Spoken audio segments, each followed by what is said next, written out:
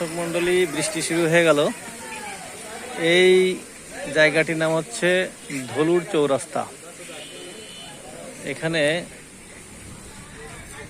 আড়ত তৈরি হয়েছে কাঁচামালের, প্রচুর শসা এখানে তোলা হচ্ছে এবং বস্তাবন্দি বাজারজাত করার জন্য প্রচুর পরিমাণে। অল্প কয়েকটি দোকান, কিন্তু এখানে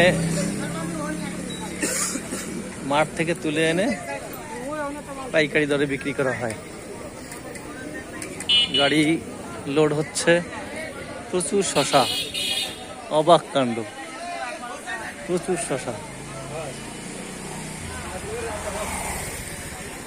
ধলুর চৌরাস্তা, দারুণ ব্যাপার।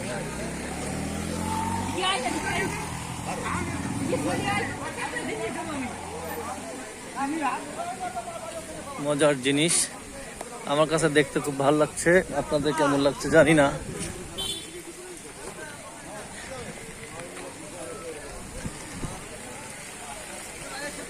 এই চৌরাস্তাটার নাম হয়েছে এই জন্য যে এটা নোয়াপাড়া থেকে এখানে আসা যায়, খুলনা থেকে এখানে আসা যায় এবং ফুলতলা থেকে আসা যায়, নড়াইল থেকে আসা যায় এইখানে। এই জন্যে এটার নাম ধলু চৌরাস্তা এবং এর চৌরাস্তা। এখান থেকে চতুর্দিকে যাওয়া যায়, নোয়াপাড়া, নড়াইল, খুলনা, আবার অন্য পথে গোপালগঞ্জেও যাওয়া যায়।